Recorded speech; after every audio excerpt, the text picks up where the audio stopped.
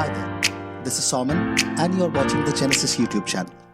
In this video, we'll discuss the basic ideas of temperature and thermal equilibrium. We start by examining temperature and how to define and measure it. The concept of temperature has evolved from the common concepts of hot and cold. The scientific definition of temperature explains more than our senses of hot and cold. As we have seen before, many physical quantities are defined solely in terms of how they are observed or measured. That is, they are defined operationally. Temperature is operationally defined as the quantity of what we measure with a thermometer.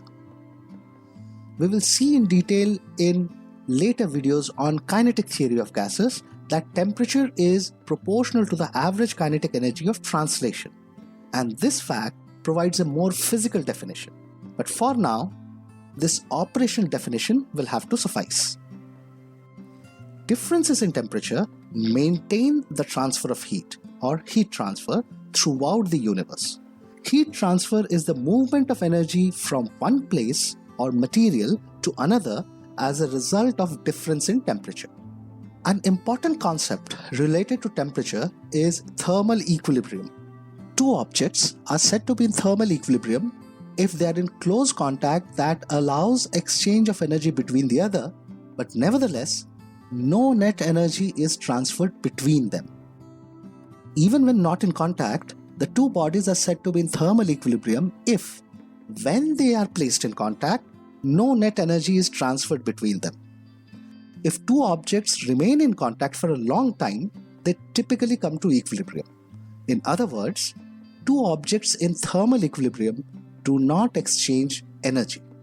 Experimentally, if object A is in thermal equilibrium with object B and object B is in thermal equilibrium with object C, then, as you may have already guessed, object A is in thermal equilibrium with object C.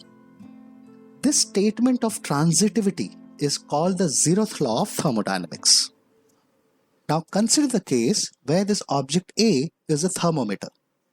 The Zeroth law tells us that if A reads a certain temperature when in equilibrium with B, and now if it is placed in contact with C, it will not exchange any energy with C, and therefore its temperature reading will remain the same.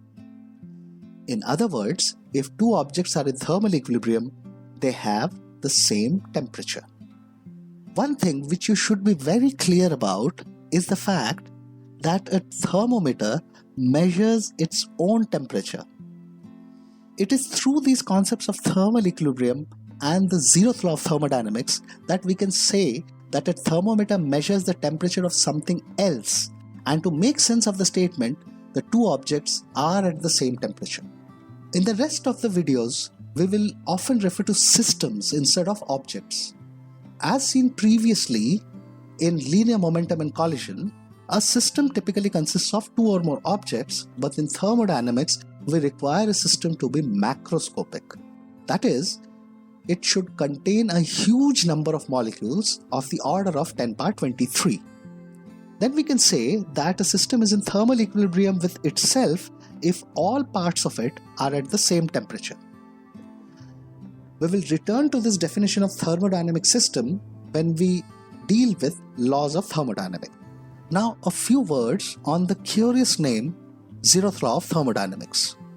The number zeroth was suggested by the British physicist Ralph Fowler in the 1930s. The first, second, and the third laws of thermodynamics were already named and numbered by then.